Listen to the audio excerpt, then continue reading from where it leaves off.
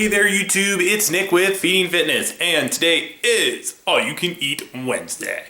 So the cut has officially started doing that yesterday. Calories went from 3,300 all the way down to 2,600. So, you know, what I eat doesn't change tremendously. It's the amount I eat that changes. And you also do see when I have less calories to work with, there's a more of a focus on minimally processed whole foods, as those keep you more full. Additionally, I tend to get in more protein during cutting, probably a lot more than is even, not probably, definitely a lot more than is even necessary, but it helps me stay full. So without further ado, cutting season begins. So getting ready to go to the gym. Training also changes dramatically. Go from a 6-day legs push pull workout to upper lower. 4 days a week. Also cut the volume of the lifts. So this will be a change. I do this every time I cut. The thing I'm doing this cutting session that I haven't done in the past is reverse pyramid training. I'm going to give that a go. Supposed to help with maintaining strength or even gaining a little bit of strength while in a deficit, at least for your big lifts. So I will talk more about that in a future video if it turns out to be something I'm interested in. I personally, when I train fasted, drink branched chain amino acids before I go to the gym.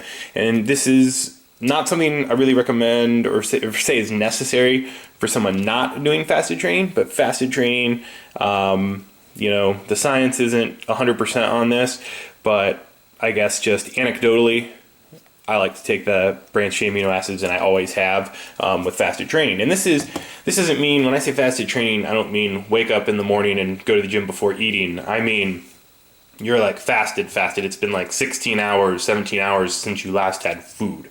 And that's how it is for me. So I've always done this. I've used many different brands. So this time I'm trying out this adaptogen intra amino.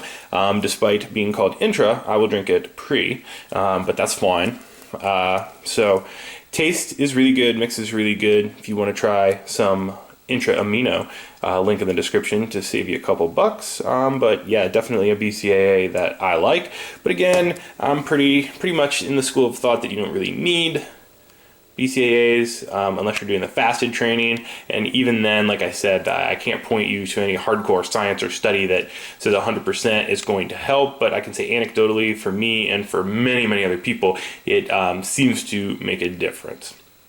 So I'm going to drink this and go do upper body. Okay guys, just got back from the gym. It was kind of a rough workout. It's a combination of things.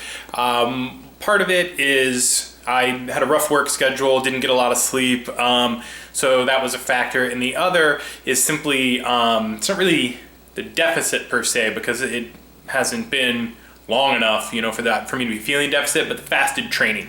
Now, fasted training will ultimately not bother me, but like this first week, I just have to readapt to it. So you just don't feel great. But that's always short-lived. It happens every time I switch back to it. And after like a week or so, I feel fine. So breaking the fast, I've got some cottage cheese, full serving. This is the low fat, not the no fat. And then I've got a packet of beef jerky, the 100-calorie one that I just opened up and popped in there.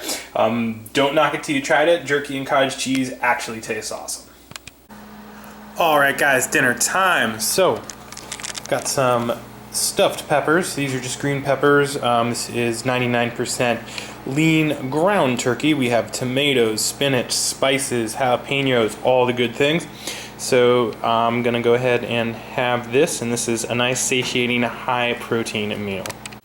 All right guys, still able to work a little bit of the slow churned Edie's into the equation. Mint chocolate chip, 110 calories, 3 fats, 18 carb, 2 protein, 3 servings. All right, you know what goes great together? Peanut butter and bananas. So I'm having a banana and a Quest peanut butter bar. Okay guys, here's what is next. It is time for cutting when the Magic Pops show back up. Kim's Magic Pops, these things are amazing. I eat the whole thing. There's 15 of them in here. They are 15 calories apiece with 0 fats, 3 carbs, and less than 1 gram of protein. 3 cheese sticks. Second fruit comes in the form of Go-Go Squeeze Apple Strawberry, which is 60 calories, 0 fat, 0 protein, 15 carbohydrates. And some nuts. I'm doing Planters Chipotle peanuts, pretty typical nut macros, 160 calories, 4 an ounce. And that's 14 grams of fat, 7 grams of protein, 5 carbs. All right, guys, let's wrap things up. So I've got some delicious brownie brittle. This stuff is awesome. 120 calories a serving. I'll have 2, so 4 fat, 21 carb, and a gram of protein. Light and fit. This is the cheesecake. And I've got some Kamut Puffs with 20 grams of MTS protein powder. Kamut Puffs are 50 calories for a serving, and that's 0 fat, 11 carb, 2 protein. I will have 3 servings, and I'll throw some cashew milk on to that. And that is it for the day. Sadly, cutting sucks. So 222 protein, 200 is the minimum, but I often go over during cuts.